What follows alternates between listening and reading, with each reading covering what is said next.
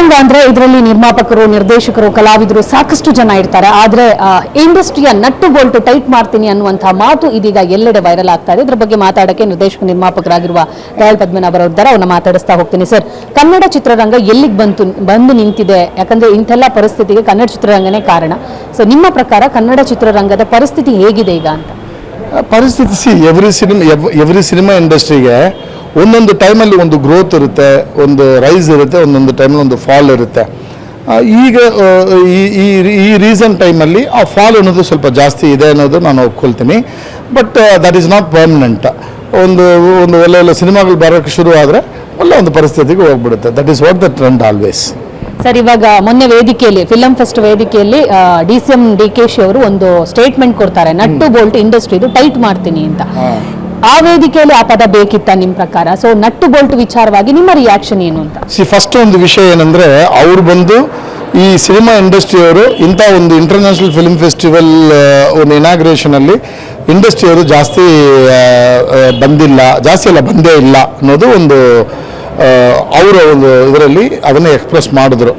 S, ಇಂಡಸ್ಟ್ರಿಯವರು ಜಾಸ್ತಿ ಜನ ಬಂದಿಲ್ಲ ಅನ್ನೋದ್ರ ಬಗ್ಗೆ ನನಗೆ there is no second thought. But ಒಂದು ವಿಷಯ ಏನಂದರೆ, ಒಂದು ಇಂಟರ್ನ್ಯಾಷನಲ್ ಫಿಲ್ಮ್ ಫೆಸ್ಟಿವಲ್ ವೇದಿಕೆ ಬೇರೆ ಇಂಟರ್ನ್ಯಾಷನಲ್ ಡೆಲಿಗೇಟ್ಸ್ ಎಲ್ಲ ಇರೋ ಒಂದು ಜಾಗದಲ್ಲಿ ಅದನ್ನು ಅವರು ಹೇಳಿದ್ದು ನಮಗೂ ಸ್ವಲ್ಪ ಬೇಜಾರಾಯಿತು. ಫಾರ್ ಎಕ್ಸಾಂಪಲ್, ನಾವು ನಮ್ಮ ಮಗ ತಪ್ಪು ಮಾಡ್ತಾನೆ ಅಂತ ಅಂದ್ಕೊಳ್ಳಿ, ಒಂದು ಕಾಲೇಜಲ್ಲಿ ಒಂದು ತಪ್ಪು ಮಾಡ್ದ, ಒಂದು ಪ್ರಿನ್ಸಿಪಲ್ ಕರೆದು ಈ ಥರ ನಿಮ್ಮ ಮಗ ಈ ಥರ ತಪ್ಪು ಮಾಡಿದ್ದಾನೆ ಅಂತ ಹೇಳುವಾಗ ಪ್ರಿನ್ಸಿಪಲ್ ಮುಂದೆ ನಾವು ಹೊಡೆಯಲ್ಲ, ನಾವು ಇದುವಲ್ಲ, ಸರ್ ಇದು ತಪ್ಪಾಗಿದೆ ಮಾಡ್ತೀವಿ ಅಂತ ಹೇಳಿ ಅವನ ಮಗನ್ನ ಕರ್ಕೊಂಡು ಬಂದು ಮನೆಯಲ್ಲಿ, ನೋಡಪ್ಪ ನಾನು ಇಷ್ಟು ಕಷ್ಟಪಡ್ತಾ ಇದ್ದೀನಿ ಅಂತ ಅವ್ನಿಗೆ ಆ ಥರ DK ಶಿವಕುಮಾರ್ ಸಾಹೇಬರು ಇಂಡಸ್ಟ್ರಿಯವ್ರನ್ನ ಕರೆದು ಎಲ್ಲ ರೆಪ್ರೆಸೆಂಟನ್ನು ಕರೆದು ಇದು ಈ ಥರ ಆಗ್ತಾ ಇದೆ, ಇದು ಸರಿ ಇರಲ್ಲ. ಸೊ ನಾವು ಇಷ್ಟು ಖರ್ಚು ಮಾಡ್ತಾ ಇದ್ದೀವಿ, 9 ಕೋಟಿನ ಏನೋ ಖರ್ಚು ಮಾಡ್ತಾ ಇದ್ದೀವಿ, ಸೊ ನೀವು ಇದೆಲ್ಲ ಕರೆಕ್ಟಾಗಿ ಮಾಡಬೇಕು. ಬಟ್ ಯಾಕೆ ಬಂದಿಲ್ಲ ಅನ್ನೋದನ್ನು ಒಂದು ಡಿಸ್ಕಷನ್ ಥರ ಮಾಡಿದರೆ ಎಲ್ಲೆಲ್ಲಿ ಏನೇನು ಲ್ಯಾಪ್ಸಸ್ ಆಗಿದೆ ಅನ್ನೋದು ಗೊತ್ತಾಗುತ್ತೆ. ಇವತ್ತು ನಾನು ಒಂದು ವಿಷಯನ ತುಂಬ ಸ್ಟ್ರಾಂಗ್ ಆಗಿ ಹೇಳ್ತೀನಿ, ಈ ಪರ್ಟಿಕ್ಯುಲರ್ ಫಿಲ್ಮ್ ಫೆಸ್ಟಿವಲ್ಲು ಈ ವರ್ಷ ಫೇಲ್ಯೂರ್ ಆಗಿದ್ದಕ್ಕೆ ಇನ್ಕ್ಲೂಡಿಂಗ್ ದ ಇದು ಫೆಸಿಲಿಟೀಸ್ ಬಗ್ಗೆನೂ ನಾನು ಹೇಳ್ತಾ ಇದ್ದೀನಿ. ದ ಕಂಪ್ಲೀಟ್ ಬ್ಲೇಮ್ ಬಂದು ಸಾಧು ಕೋಕಿಲ ಸರ್. ಸೊ ಒಂದು ಫಿಲ್ಮ್ ಫೆಸ್ಟಿವಲ್ ನಡೆಸೋಕ್ಕೆ ಒಂದಷ್ಟು ಪ್ರಿಪ್ರೇಷನ್ ಬೇಕು, ಅದಕ್ಕೊಂದಷ್ಟು ಎಫರ್ಟ್ ಬೇಕು. ಅದು ನಾನು ಈ ಫಿಲ್ಮ್ ಫೆಸ್ಟಿವಲಲ್ಲಿ ಕಾಣ್ತಾ ಇಲ್ಲ. So Sadhu Kokila sir has to take the responsibility that ನನ್ನಿಂದ ಹಿಂಗೆ ಆಗಿರೋದು. ಯಾರನ್ನೂ ಹೋಗಿ ಮೊನ್ನೆ ಗಿರೀಶ್ ಕಾಸರವಳ್ಳಿ ಅವ್ರದ್ದು ಒಂದು ಕ್ಲಾಸಿಕ್ ಸಿನಿಮಾ ರಿಲೀಸ್ ಆಗ್ತಾ ಇದೆ, ಸೆಲ್ಯುಲಾಯ್ಡಿಂದ ಡಿಜಿಟಲ್ ಕನ್ವರ್ಟ್ ಮಾಡಿದ್ದಾರೆ, ಅವ್ರನ್ನೇ ಹೋಗಿ ನೀವು ಇನ್ವೈಟ್ ಮಾಡಿಲ್ಲ. ಅವ್ರಿಗೆ ಹರ್ಟ್ ಆಗಿದೆ, ಹೋಗಿ ಇನ್ವೈಟ್ ಮಾಡುವಾಗ ಅವ್ರು ಬಂದಿಲ್ಲ. ಇಲ್ಲ ಆಯಿತು, ನೀವು ಕರೆಕ್ಟಾಗಿ ಇನ್ವೈಟ್ ಮಾಡಿಲ್ಲ, ಬಂದಿಲ್ಲ. ಸೊ ನಾವು ಇಲ್ಲಿ ಕರೆಕ್ಟಾಗಿ ಸೈಂಟಿಫಿಕ್ ಆಗಿ ಈಗ ಹೆಂಗೆ ಆರ್ಗನೈಸ್ ಮಾಡಬೇಕು, ಯಾರನ್ನ ಇನ್ವೈಟ್ ಮಾಡಬೇಕು. ಈವನ್ ಫಿಲ್ಮ್ ಚಾಂಬರ್ ಅಷ್ಟೇ ಅಲ್ವಾ, ಲಾಸ್ಟ್ ಮೊಮೆಂಟಲ್ಲಿ ತಾನೇ ಬಂದು ಇನ್ವೈಟ್ ಮಾಡಿದ್ರು. So this is completely organise ಮಾಡಿರೋರು mistake. That the whole blame has to be taken by Sadhu Kokila sir. Sir, ಇನ್ನೊಂದು ವಿಚಾರ, ಇವಾಗ ಮುಂಚೆ ಆದ್ರೆ ಡಾಕ್ಟರ್ ರಾಜ್ಕುಮಾರ್ ಅವರು ಮುಂದಾಳತ್ವ ವಹಿಸ್ತಿದ್ರು, ಅದಾದ ನಂತರ ವಿಷ್ಣುವರ್ಧನ್ ಸರ್, ಅಂಬರೀಶ್ ಸರ್ ಅದರ ಜವಾಬ್ದಾರಿಯನ್ನು ನಿಭಾಯಿಸ್ಕೊಂಡು ಹೋಗಿದ್ರು. ಎಲ್ಲ ಒಂದು ಕಡೆ ಇತ್ತೀಚಿನ ಒಂದು ಜನರೇಷನ್ಗೆ ನಾಯಕತ್ವದ ಕೊರತೆ ಕಾಡ್ತಾ ಇದೆ ಅಂತ ನಿಮಗೆ ಅನಿಸ್ತಾ ಇದೆ? ಯಾಕಂದ್ರೆ ಚಿತ್ರರಂಗದಲ್ಲಿ ತುಂಬಾ ವರ್ಷದಿಂದ ಇದ್ದೀರಾ. ಡೆಫಿನೆಟ್ಲಿ ಅದು ಇದೆ. ಇಲ್ಲಿ ಏನಂದ್ರೆ, ಒಂದು ಪ್ಯಾಷನೇಟ್ ಆಗಿ ಒಂದು ವಿಷಯವನ್ನ ಲೀಡ್ ಮಾಡೋಕ್ಕೆ ಯಾರು ಇಲ್ಲ ಇಲ್ಲಿ. ಫಾರ್ ಎಕ್ಸಾಂಪಲ್, ಈಗ ಶಿವಣ್ಣ ಅವರಿಗೆ ಆ ಎಬಿಲಿಟಿ ಇದೆ, ಬಟ್ ಫಿಸಿಕಲಿ ಹೆಲ್ತ್ ಕಂಡೀಷನ್ ಇಲ್ಲ. ಸೊ ಇನ್ನೊಬ್ಬರು ಅದನ್ನು ಟೇಕ್ ಓವರ್ ಮಾಡಬೇಕು. ಇನ್ನೊಬ್ರು ಟೇಕ್ ಓವರ್ ಮಾಡುವಾಗ ಈಗ ಒಬ್ಬ ಆ್ಯಕ್ಟರ್ ಅದನ್ನು ಲೀಡ್ ಮಾಡಿದ ಅಂದರೆ ಅದರ್ ಆ್ಯಕ್ಟರ್ಸ್ಗೆ ಇವರೇನು ಲೀಡ್ ಮಾಡೋದು, ಇವರಿಂದ ನಾವು ಬರೋದು ಅಂತ ಬರುತ್ತೆ. ಒಬ್ಬ ಪ್ರೊಡ್ಯೂಸರ್ ಲೀಡ್ ಮಾಡಿದ್ರೆ ಬೇರೆ ಪ್ರೊಡ್ಯೂಸರ್ಸ್ಗೆ ಇವರೇನು ಲೀಡ್ ಮಾಡೋದು, ಇವರಿಂದ ನಾವೇನು ಬರೋದು. ಇಲ್ಲಿ ಈಗೋನ ಬಿಟ್ಬಿಟ್ರೆ ಒಂದು ಅಷ್ಟು ಒಳ್ಳೆ ವಿಷಯಗಳು ನಡೆಯುತ್ತೆ. ಈಗೋನ ಯಾರು ಬಿಡಲ್ಲ. ಸರ್, ಇನ್ನೊಂದು ವಿಚಾರ ಕೇಳಲೇಬೇಕು. ಈಗ ಸಾಧು ಕೋಕಿಲ ಸರ್ ಇನ್ವಿಟೇಷನ್ ವಿಚಾರ ನೀವು ಯಾವಾಗಲೇ ಹೇಳಿದ್ರೆ, ಗಿರೀಶ್ ಕಾಸರವಳ್ಳಿ ಅವರಿಗೆ ಸಿಕ್ಕೇ ಇಲ್ಲ ಅಂತ. ಅಂತಹ ಸುಮಾರು ಕಲಾವಿದರ ಕೈಗೆ ಇನ್ವಿಟೇಷನ್ ಕಾರ್ಡ್ ತಲುಪಿಲ್ಲ. ಬಟ್ ಅವರ ಸ್ಟೇಟ್ಮೆಂಟ್ ಅಂದ್ರೆ, ಎಲ್ರಿಗೆ ನಾನು ಅಧ್ಯಕ್ಷನಾಗಿ ಎಲ್ರಿಗೆ ಹೋಗಿ ಕೊಡಕ್ಕಾಗಲ್ಲ, ನಾವು ಪೋಸ್ಟ್ ಮೂಲಕ ಎಲ್ಲ ಕೊಟ್ಟಿದ್ದೀವಿ ಅಂತ. ಬಟ್ ಕಲಾವಿದರ ಆರೋಪ ಅಂದ್ರೆ ಇದು ಸರಿಯಾಗಿ ವ್ಯವಸ್ಥೆ ಆಗ್ತಿದ್ರೆ ಎಲ್ಲರೂ ಬರ್ತಾ ಇದ್ರು ಅಂತ. ಸೊ ನಿಮ್ಮ ಒಪಿನಿಯನ್ ಏನು ಅಂತ ಸರ್? ಇದು ತುಂಬಾ ಒಂದು ಏನಂದ್ರೆ ಒಂದು ಇಲ್ಲಾಜಿಕಲ್ ರೀಸನ್. ಇದೊಂದು ವಿಷಯ ಹೇಳ್ತೀನಿ. ಟೋಟಲಿ ಇವತ್ತು ಇರುವ ಒಂದು ಕರೆಂಟ್ ಇದರಲ್ಲಿ ಆಗಲಿ ಇಲ್ಲ, ಒಂದಷ್ಟು ಸಿನಿಮಾ ಮಾಡೋರು ಎಷ್ಟು ಜನ ಇರ್ತಾರಮ್ಮ? ನಿಮ್ಮ ಒಂದು ನಾಲೆಡ್ಜಲ್ಲಿ ಒಂದು 250 ಇಂದ 300 ಜನ, ಓಕೆನಾ? ನಾವು ಒಂದು ಸೆಲೆಬ್ರಿಟಿ ಶೋ ಮಾಡ್ತೀವಿ ಅಂತ ಅಂದ್ಕೊಳ್ಳಿ. ಈಗ ನಾನು ನನ್ನ ಸಿನಿಮಾದ ಸೆಲೆಬ್ರಿಟಿ ಶೋ 300 ಜನನ ಕರಿತೀನಿ, ಏನು ಮಾಡಲ್ಲ, ಮೆಸೇಜ್ ಹಾಕ್ತೀನಿ, ಅದಾದಮೇಲೆ ಒಂದು ದಿವಸಕ್ಕೆ 50 ಜನ ಅಂತ ಒಂದು ಫೋನ್ ಮಾಡಿ ಮಾತಾಡ್ತೀನಿ, ಇನ್ಕ್ಲೂಡಿಂಗ್ ಯು ದೀಪಿಕಾ ಅವರೇ, ಈ ಥರ ನನ್ನ ಸಿನಿಮಾ ಇದಾಗ್ತಾ ಇದೆ, ಸ್ವಲ್ಪ ಬಂದು ಸಪೋರ್ಟ್ ಮಾಡಿ ಅಂತ ಮಾತಾಡ್ತೀನಿ. ಒಬ್ಬ ಇಂಡಿವಿಜುವಲ್ ಕೈಯಲ್ಲಿ ಇಷ್ಟು ವಿಷಯ ಆಗುತ್ತೆ ಅಂದರೆ ಒಂದು ಆರ್ಗನೈಸೇಷನ್ ಕೈಯಲ್ಲಿ ಆಗಲ್ವಾ?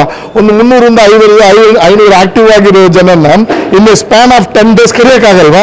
ಎವ್ರಿ ಡೇ 50 ಜನ ಅಂತ ಹೇಳಿ 500 ಜನ ಕರೆಯೋಕ್ಕಾಗಲ್ವಾ? So it is question of effort. ಅದನ್ನು ನಾನು ಒಪ್ಕೊಳ್ಳೋದೇ ಇಲ್ಲ. ಆಮೇಲೆ ಇನ್ನೊಂದು, ಎಲ್ಲರೂ ಹೋಗಿ ಅವ್ರವ್ರ ಮನೆಯಲ್ಲಿ ಕರೀರಿ ಅಂತ ಯಾರು ಹೇಳಿಲ್ವೇ? ಸಾಧು ಕೋಕಿಲ ಸರ್ ಒಂದು ಪ್ರೊಫೈಲ್ ಇರುವ ಒಬ್ಬ ವ್ಯಕ್ತಿ, music director, actor, proved actor. ಅವರು ಫೋನ್ ಮಾಡಿದ್ರೂ ಸಾಕು, ಸರ್ ಇನ್ವಿಟೇಷನ್ ಕಳಿಸ್ಕೊಟ್ಟಿದ್ದೀನಿ, ಕೆಲಸದಲ್ಲಿ ಬ್ಯುಸಿಯಾಗಿದ್ದೀನಿ, ನೀವು ಬಂದರೆ ಚೆನ್ನಾಗಿರುತ್ತೆ ಅಂತ ಹೇಳಿದ್ರೆ ಅಟ್ಲೀಸ್ಟ್ 100 ಜನ ಕರೆಯೋದಿಲ್ಲ, 50 ಜನ ಬರ್ತಾರೆ. ಈಗ ನಾವೇ ಅಷ್ಟೇ ಅಲ್ಲ, ಸೆಲೆಬ್ರಿಟಿ ಶೋ ಅಂತ ಮಾಡುವಾಗ ನಾವು 100 ಜನ ಕರಿತೀವಿ ಸೆಲೆಬ್ರಿಟಿನ, ಅಟ್ಲೀಸ್ಟ್ ಒಂದು 40 ಜನ ಬರ್ತಾ ಇದ್ದಾರಲ್ಲ. ನನಗೆ ಹಿಂಗೆ ಬರುವಾಗ ಸಾಧು ಕೋಕಿಲ ಸರ್ ಕರೆಯುವಾಗ ಬರಲ್ವಾ? And it is A government sponsored, ಇದು ಗೌರ್ಮೆಂಟ್ ಸೈಡಿಂದ ಆಗಿರೋ ಒಂದು ಅಕಾಡೆಮಿ ನಡೆಸೋ ಒಂದು ಫಂಕ್ಷನ್ ಅಂದರೆ ಬರಲ್ವಾ? ಇದೆಲ್ಲ ನೆಪ.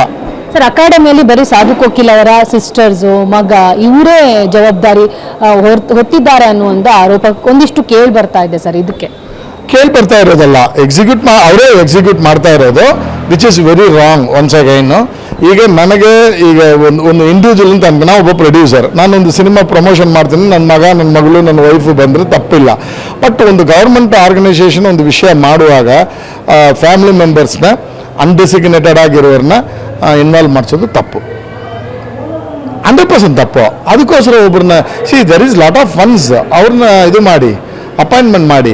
ಈವೆಂಟ್ ಮ್ಯಾನೇಜ್ಮೆಂಟ್ ಒಂದು ಈವೆಂಟ್ ಮ್ಯಾನೇಜ್ಮೆಂಟ್ ಕಂಪನಿಯಲ್ಲಿ ನನಗೆ ಓನ್ಲಿ ಇನಾಗ್ರೇಷನ್ ಕ್ಲೋಸಿಂಗ್ ಸೆರೆಮನಿಗೆ ಮಾತ್ರ ಈವೆಂಟ್ ಮ್ಯಾನೇಜ್ಮೆಂಟ್ ಕಂಪನಿ, ಅದರ್ವೈಸ್ ವಾಲಂಟಿಯರ್ಸ್ನ ಇವರೇ ಕರ್ಸ್ಕೊಂಡು ಇವರೇ ಮಾಡ್ತಾರೆ. ಅದನ್ನು ಬಿಟ್ಬಿಟ್ಟು you assign the job to someone. ಇಲ್ಲಿ ಒಂದು ವಿಷಯ ಏನಂತ ಗೊತ್ತಾ, ನಂಬರ್ ಆಫ್ ಡೇಸ್ ಇವ್ರು ಕೆಲಸ ಮಾಡ್ತಾ ಇದ್ದಾರೆ ಗೊತ್ತಾ ಈ ಫಿಲ್ಮ್ ಫೆಸ್ಟಿವಲ್ಗೆ, that is very very less. ಅದನ್ನು ಜಾಸ್ತಿ ಮಾಡಬೇಕು. ಅಲ್ಲಿ ಮಾಡುವಾಗ ಸೈಂಟಿಫಿಕಲಿ ಕೂತ್ಕೊಂಡು ನಾನು ಚಾಲೆಂಜ್ ಮಾಡಿ ಹೇಳ್ತೀನಿ, ಒಂದ್ಸಲ ನಾನು ಕೊಡೋಕ್ಕೆ ಹೇಳಿ, ಚೇರ್ಮನ್ ಅಲ್ಲ, ಚಾರ್ಮನ್ಶಿಪ್ ಕೇಳ್ತಾ ಇಲ್ಲ, ಆರ್ಗನೈಸ್ ಮಾಡೋಕ್ಕೆ ಕೊಡೋಕ್ಕಿಲ್ಲ. I will show what is organising ಅಂದರೆ ಏನಂತ ನಾನು ತೋರಿಸ್ತೀನಿ. ಸರ್, ಇದರ ಜೊತೆಗೆ ಫಿಲಮ್ ಫೆಸ್ಟಿವಲ್ಗೆ ಒಂದು ಬುಕ್ ರಿಲೀಸ್ ಮಾಡ್ತಾರೆ, ಅದರಲ್ಲಿ ಕನ್ನಡದ ಕಗ್ಗೊಲೆ ಆಗಿದೆ, ಕನ್ನಡದಲ್ಲಿ ರಾಂಗ್ ಸೆಂಟೆನ್ಸ್ಗಳಿದ್ದಾವೆ. ಸೊ ಯಾಕೆ ಹಿಂಗೆ ಆಗ್ತಾ ಇದೆ? ಯಾಕಂದ್ರೆ ಯಾರಿಗೂ ಒಂದು ಟ್ರಾನ್ಸ್ಲೇಟ್ ಮಾಡಕ್ ಕೊಡ್ತಿದ್ರೆ ಅವ್ರು ನೀಟಾಗಿ ಮಾಡ್ತಾ ಇದ್ರು, ಅದ್ರ ಬದಲಾಗಿ ಗೂಗಲ್ ಇಂಥವನ್ನ ತಗೊಂಡು ಟ್ರಾನ್ಸ್ಲೇಟ್ ಮಾಡಿದ್ದಾರೆ ಸರ್. ಇದು ಎಷ್ಟು? ಯಾಕಂದ್ರೆ ಕನ್ನಡ ನಾಡಲ್ಲಿ ಫಿಲಮ್ ಫೆಸ್ಟಿವಲ್ ಆಗ್ತಾ ಇದೆ ಅಂದ್ರೆ ಕನ್ನಡದ ಕಗ್ಗೊಲೆ ಅಂದ್ರೆ ಇದಕ್ಕಿಂತ ದುರಂತ ಬೇಕಾ ಅಂತ. This is to be condemned very much. ಯಾಕೆಂದ್ರೆ ಒಂದು ವಿಷಯ ಅದೇ ಪರ್ಫೆಕ್ಷನ್ ಎಫರ್ಟ್ ಅಂತ ಹೇಳ್ತೀವಲ್ವಾ ದೀಪಿಕಾ, ಏನು ಗೊತ್ತಾ, ಇವ್ರು ಎಫರ್ಟ್ ಹಾಕಲ್ಲ, ಯಾರು ನೋಡ್ಬಿಡ್ತಾರೆ. ಏನೀಗ ಕನ್ನಡದಲ್ಲಿ ಒಂದು ಮಿಸ್ಟೇಕ್ ಆದರೆ ಏನಂತ ಒಂದು ಆಟಿಟ್ಯೂಡ್ನೊಂದು ನಾನು ಕೆಲಸ ಮಾಡಿದ್ರೆ, ಈಗ ಒಂದು ಇಂಟರ್ವ್ಯೂ ಕೊಡ್ತಾ ಇದ್ದೀನಿ, ನಾನು ಯಾವುದೋ ಒಂದು ಕನ್ನಡ ಲ್ಯಾಂಗ್ವೇಜಲ್ಲಿ ಮಾತಾಡ್ತಾ ಇದ್ದೀನಿ, ಅದರಲ್ಲಿ ನಾನು ಕನ್ನಡ ಫ್ಲೂಯೆಂಟಾಗಿ ಮಾತಾಡೋಕ್ಕೆ ಬಂದಿಲ್ಲ ಅಂದ್ರೂ ಪ್ರೊನೌನ್ಸಿಯೇಷನ್ ಪ್ರಾಬ್ಲಮ್ ಇದ್ರೆ ನಾನು ಒಂದು ಎಫರ್ಟ್ ಆಗಬೇಕು ಒಂದಷ್ಟು ಕರೆಕ್ಟಾಗಿ ಮಾತಾಡೋಕ್ಕೆ. ಅದು ನಾನು ಆ ಲ್ಯಾಂಗ್ವೇಜಿಗೆ ಕೊಡುವ ರೆಸ್ಪೆಕ್ಟ್ ಅಲ್ವಾ? ಅದೇ ಥರ ನಮ್ಮ ಮಾತೃಭಾಷೆಗೆ ನಾವು ರೆಸ್ಪೆಕ್ಟ್ ಕೊಡೋದು ಹೆಂಗೆ ಅಂದರೆ ಅದರಲ್ಲಿ ಎಷ್ಟು ಎಫರ್ಟ್ ಹಾಕಿ ಮಿಸ್ಟೇಕ್ ಇಲ್ದೇ ಮಾಡ್ತೀವಿ. ಮಿಸ್ಟೇಕ್ಸ್ ಸಹಜ, ಅದನ್ನು ರೆಕ್ಟಿಫೈ ಮಾಡಿಕೊಂಡು when the final product comes ಅದರಲ್ಲಿ ಮಿಸ್ಟೇಕ್ಸ್ ಇರಬಾರ್ದಾಗಿತ್ತು, ರಿಯಲಿ ಟು ಬಿ ಅಡ್ರೆಸ್ಡ್. ಇದು ಸರ್ ಥ್ಯಾಂಕ್ ಯು ಸರ್. ನೋಡಿದ್ರಲ್ಲ, ಇದಿಷ್ಟು ನಿರ್ದೇಶಕ ನಿರ್ಮಾಪಕರಾಗಿರುವಂತಹ ದಯಾಳ್ ಪದ್ಮನಾಭ್ ಮಾತಾಗಿತ್ತು. ಕ್ಯಾಮರಾ ಪರ್ಸನ್ ಸಂದೇಶ್ ಜೊತೆ ದೀಪಿಕಾ, ಪವರ್ ಟಿವಿ, ಬೆಂಗಳೂರು.